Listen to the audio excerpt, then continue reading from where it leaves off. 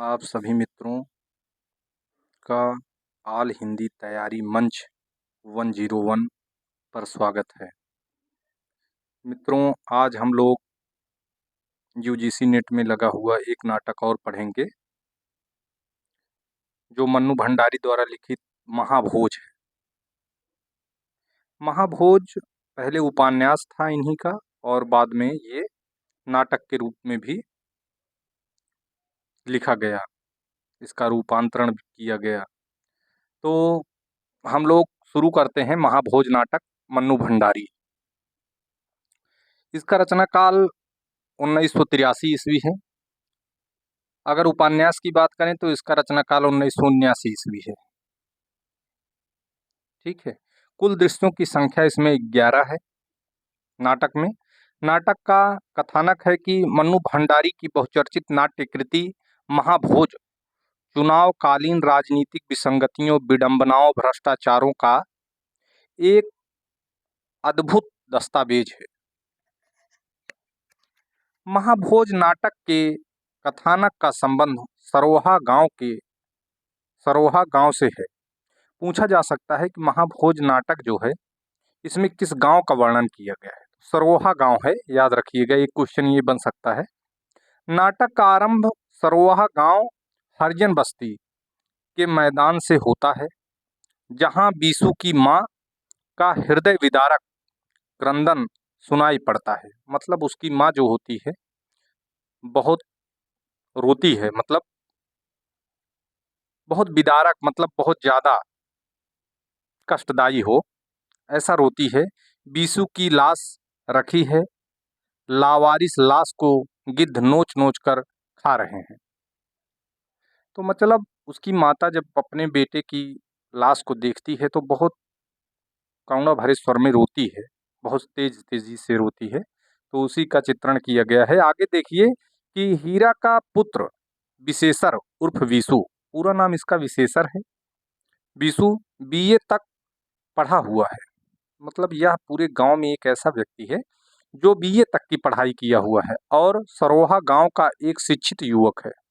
28 वर्षीय बीसू स्कूल खोलकर हरिजन टोला, टोला का मतलब होता है जैसे गांव का एक भाग हो गया हो, थोड़ा भाग, छोटा भाग, उसे टोला कहते हैं। हाँ, कि हरिजन टोला के लड़के लड़कियों के लिए जहां शिक्षा की अलग जगाता है, वहीं जागृति का भाव भी भरता है।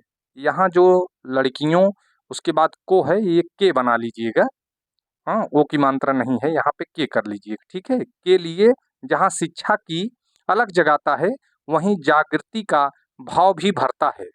वह गांव वालों से बेगार न करने तथा अपने अधिकारों के लिए सजग रहने के लिए सदैव प्रेरित करता है, उनको उत्साहित करता रहता है। गांव वालों के सदस्यों को, गांव के जितने भी सदस्य रहते हैं, यह बात समाज के सवर्ण, मतलब सवर्णों को और सामंतों को बेहद खटकती है।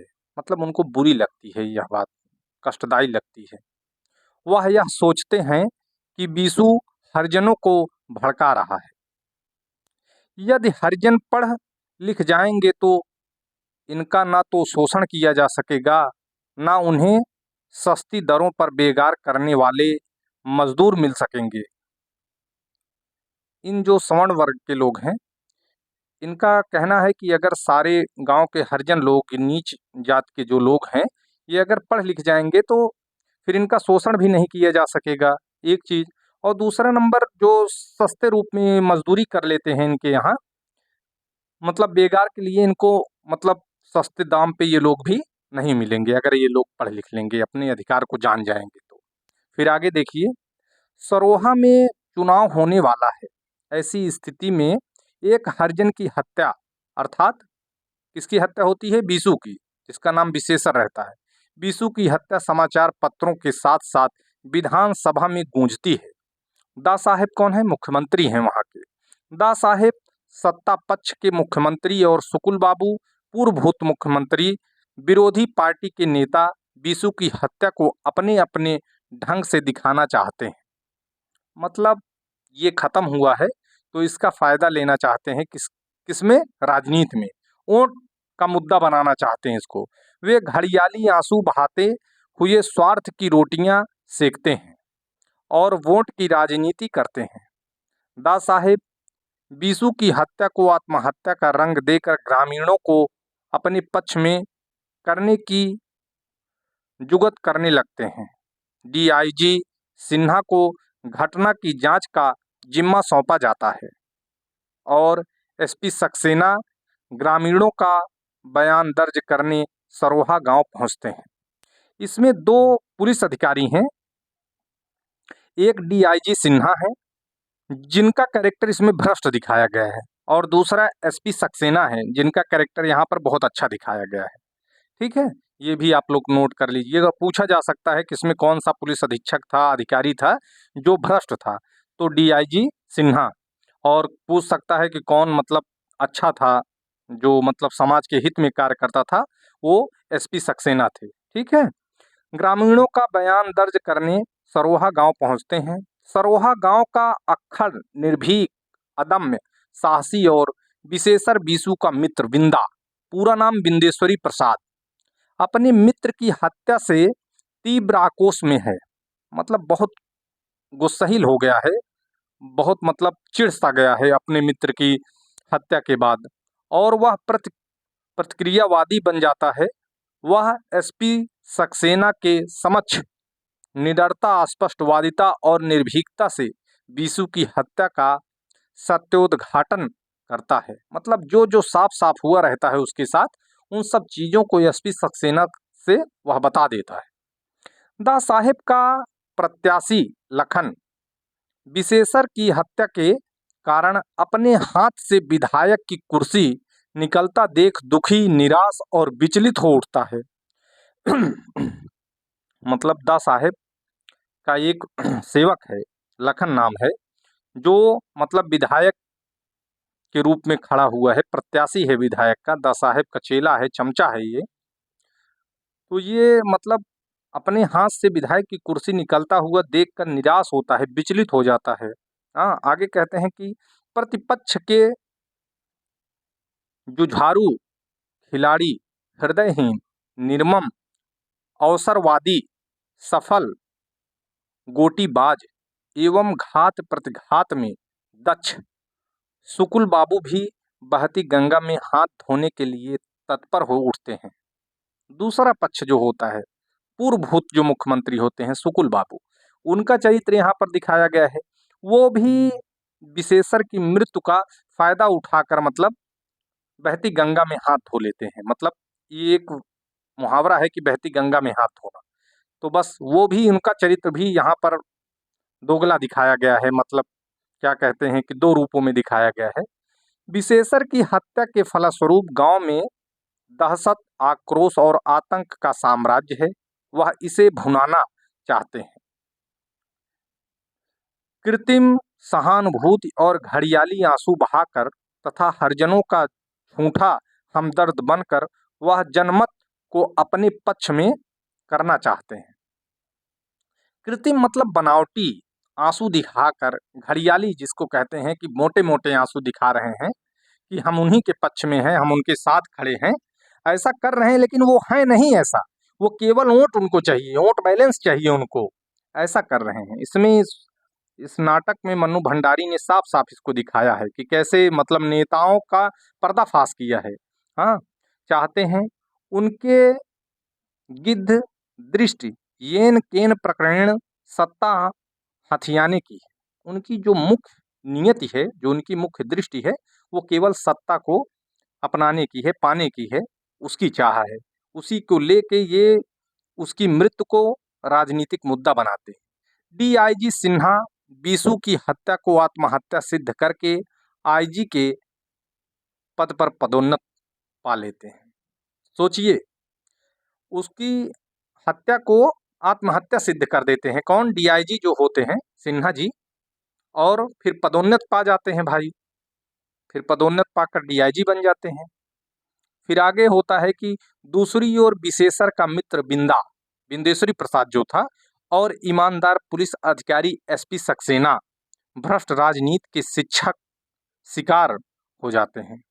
मतलब ये दोनों जो गलत पात्र इसमें नहीं गए हैं, जिनके चित्र को साफ सुथरा दिखाया गया है, ईमानदार हैं, इनको यहाँ पर फंसा दिया जाता है। निरपराध बिंदा की गिरफ्तारी बीसू की हत्या के आरोप में होती है तथा एसपी सक्सेना सस्पेंड कर दिए जाते हैं। और जो एसपी सक्सेना होते हैं, ईमानदार पुलिस अधिकारी होते हैं, इनको यहाँ से सस्पेंड कर दिया जाता है। मसाल के भ्रष्ट संपादक दत्ता बाबू, एक क्वेश्चन यहाँ से बन सकता है कि मसाल पत्र के संपादक कौन थे? दत्ता बाबू थे, इनका किरदार यहाँ पर है, हाँ, ये भी ध्यान रखिएगा।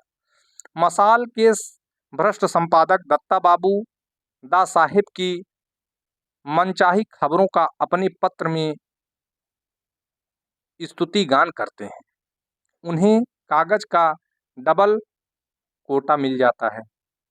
दा साहेब बीसू के पिता हीरा के हाथों घरेलू उद्घाटन योजना का उद्योग योजना का उद्घाटन कराते हैं। मतलब वोट लेने के लिए देखिए क्या क्या हो रहा है। जो उसके पिताजी होते हैं बीसू के, उनका नाम हीरा रहता है। हीरा से उद्योग योजना का गांव में उद्घाटन करवा देते हैं छोटा मोटा। हरिजन टोला की ओर से लखन को वोट देने का आश्वासन मिल जाता है। गुंडा जोरावर, इसमें एक पात्र है जोरावर, जो गुंडा पात्र है। लखन की अग्रिम जीत की खुशी में पार्टी आयोजित करता है और लोग जश्न मनाते हैं। दूसरी ओर आईजी सिन्हा प्रमोशन की खुशी में एक ऐसी पार्टी आयोजित करते हैं जिसमें शहर के नामचीन हस्तियां शामिल होती हैं। मतलब शहर की जो मानी जानी हस्तियां हैं, बड़ी बड़ी हस्तियां हैं, वो सब उसमें शामिल होती हैं। बीच बीच में थाने का दृश्य साकार हो उठता है, मतलब दिखाया गया है थाने में क्या हो रहा है, इस भ्रष्ट शासन में क्या हो रहा है, जिसमें थानेदार द्वारा निरपराध बिंदा को पीटना और उसके कराहने का स्वर सुनाई पड़ता है। दा साहेब को जमुना बहन मसाल का ताजा अंक सुनाती हैं। मसाल पत्र जो था उसका ताजा अंक सुनाती हैं। कहती हैं कि घरेलू उद्योग योजना का रुपया मिलते ही हरिजनों और खेत मजदूरों में उत्साह की नई लहर है। दा साहेब बोल उठते हैं, जिस दिन गांव की हालत सुधरेगी उस दिन बापू का सपना पूरा होगा। दा साहब अर्थात मुख्यमंत्री जी कहते हैं। नाटक का अंत बिंदा की कराहने की आवाज फिजा में गूंजने के साथ होती है। नाटक का अंत जो होता है बिंदा की कराहने की आवाज फिजा में गूंजने के साथ होती है। इस प्रकार महाभोज नाटक की कथा विषाक्त राजनीतिक भ्रष्ट राजनीति पर आधारित है। यह नाटक राजनीतिक विसंगतियों, विद्रूपताओं, विडंबनाओं का व्यंग के धरातल पर खुल्लम खुल्ला भंडाफोड़ करता है। ये बहुत ही शानदार नाटक है जो आज की शासन सत्ता को, उस समय की शासन सत्ता को दिखाता है कि मतलब राजनीति में क्या चल रहा है, नेता लोग कितने समाज के सुधारक होते हैं, वो कितने व्यक्तियों के साथ रह रहे हैं, ये सारी चीजें दिखा रहा है। कौन आपके साथ है, कौन उनका मतलब केवल वोट से है, सत्ता में आने से आपका कोई हेल्प नहीं कर रहे हैं। ये नाटक किस चीज का पर्दाफाश करता है, ये एक राजनीतिक नाटक है। आगे हम देखेंगे पात्र योजना। ये ऑल हिंदी तैयारी मंच 101, ये हमारे चैनल का नाम है। आप लोग हमारे चैनल को लाइक करिए, सब्सक्राइब करिए, अगर वीडियो अच्छी लगे तो शेयर भी करिए। तो दा साहेब हैं महाभोज नाटक के सबसे महत्वपूर्ण प्रतिनिधि एवं केंद्रीय पात्र। सत्तारूढ़ दल के मुख्यमंत्री कुशल राजनीतिज्ञ हैं। सुकुल बाबू हैं दूसरे मुख्य प्रमुख पात्र, प्रांत के पूर्व भूत मुख्यमंत्री रह चुके हैं, ये भी राजनीतिज्ञ हैं। विशेषर है, उपन्यास का प्रारंभ विशेषर की हत्या से होता है। ये उपन्यास जो था, पहले उपन्यास था फिर नाटक हुआ है, तो इसके हत्या से ही सरोहा गांव हरिजन टोले का एक शिक्षित युवक हीरा का 28 वर्षीय पुत्र अविवाहित हरिजन टोले में स्कूल खोलकर शिक्षा की अलख जगाने वाला चरित्र है। इसी के मृत्यु से इस नाटक का, इस उपन्यास का आरंभ होता है। बिंदा, बिंदा पूरा नाम बिंदेश्वरी प्रसाद बीसू का अभिन्न मित्र रहता है, मतलब उसका परम मित्र रहता है। दत्ता बाबू मसाल साप्ताहिक के संपादक, स्वार्थी, अवसरवादी, चापलूस एवं पत्रकार हैं। दत्ता बाबू। जोरावर कौन है? जाट वर्ग का प्रतिनिधि पात्र है जोरावर, गुंडा है। और सिन्हा है डीआईजी, भ्रष्ट पुलिस अधीक्षक हैं, अधिकारी हैं सिन्हा। और एसपी सक्सेना है कर्तव्यनिष्ठ और मानवीय संवेदनाओं से युक्त भावुक तथा ईमानदार पुलिस अधिकारी हैं एसपी सक्सेना जी।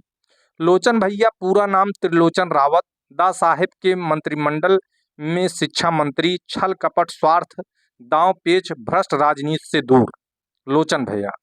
और लखन है कौन? दा साहेब का 15 सालों से स्वामी भक्त और विश्वास पात्र चरित्र है लखन। रुकमा कौन है? बिंदा की पत्नी है, स्वभाव से उग्र है। रुकमा बिंदा की पत्नी है, स्वभाव से उग्र है। और जमुना बहन मुख्यमंत्री दा साहेब की पत्नी है। श्रीमती सिन्हा आईजी सिन्हा की पत्नी है। हीरा बीसू विशेषर का पिता है। महेश विशेषर का मित्र शोधार्थी है, मतलब रिसर्च करता है। जोगेश्वर साहू सरोहा का बनिया है। पांडे जी दा साहब के कृपा पात्र हैं, दा साहब के कृपा पात्र हैं। अप्पा साहेब दा साहब के विश्वास भाजन पात्र हैं। और वेदी इनकम टैक्स कमिश्नर हैं। एक पात्र वेदी भी है, ये भी इनमें है, इनकम टैक्स कमिश्नर होते हैं। रत्ती हैं, रत्ती दा साहेब का पीए है। 1980-81 में उत्तर प्रदेश हिंदी संस्थान द्वारा पुरस्कार सम्मान दिया गया है इस उपन्यास को। यह राजनीतिक प्रकार का नाटक है। सर्वप्रथम मंचन राष्ट्रीय नाट्य विद्यालय दिल्ली के रंगमंडल द्वारा मार्च-अप्रैल 1982 ईस्वी में हुआ। मन्नू भंडारी ने इस उपन्यास के लिए कहा है कि ना चरित्र प्रधान उपन्यास, ना समस्या प्रधान उपन्यास, बल्कि राजनीतिक माहौल को उजागर करने वाला स्थिति प्रधान उपन्यास है। बहुत शानदार सा ये लेखिका के द्वारा ही कहा गया है, इसको आप लोग नोट डाउन कर लीजिए कि मन्नू भंडारी ने इस उपन्यास के बारे में कहा है, इस उपन्यास के लिए कहा है कि यह उपन्यास ना चरित्र प्रधान उपन्यास है, ना समस्या प्रधान उपन्यास, बल्कि राजनीतिक माहौल को उजागर करने वाला स्थिति प्रधान उपन्यास है। मन्नू भंडारी। महाभोज में संवाद की भाषा अवधी और भोजपुरी मिश्रित है। इसमें जो शब्द आए हैं, जो भाषाएं यूज हुई है, अवधी और भोजपुरी के शब्दों का प्रयोग किया गया है, बोलियों का प्रयोग हुआ है। पहले महाभोज उपन्यास 1979 ईस्वी में मन्नू भंडारी जी ने लिखा। फिर 1983 ईस्वी में उपन्यास को नाटक के रूप में प्रस्तुत किया गया था। मन्नू भंडारी का जन्म 1931 ईस्वी में हुआ था और इनके बचपन का नाम जो है महेंद्र कुमारी था। तो ये भी आप लोग नोट डाउन कहीं कर लीजिए, मैं इसमें भूल गया हूँ, लिखा नहीं हूँ कहीं, तो याद था तो आप लोगों को बता दिए। 1931 ईस्वी में इनका जन्म हुआ था और बचपन का नाम महेंद्र कुमारी था। ठीक है। डॉक्टर रामचंद्र तिवारी इस उपन्यास के बारे में कह रहे हैं, मतलब इसमें महाभोज में अर्थात महाभोज राजनीतिक अवमूल्यन का नग्न स्वरूप दिखाया गया है। इसमें इस नाटक में, मतलब इस उपन्यास में राजनीतिक अवमूल्यन का नग्न स्वरूप दिखाया गया है। ठीक है। तो हमारे चैनल का नाम ऑल हिंदी तैयारी मंच 101 है। मित्रों, अगर वीडियो आप लोगों को अच्छी लगी हो तो लाइक करिए, शेयर करिए, सब्सक्राइब करिए। आज के लिए बस इतना ही। बहुत बहुत धन्यवाद।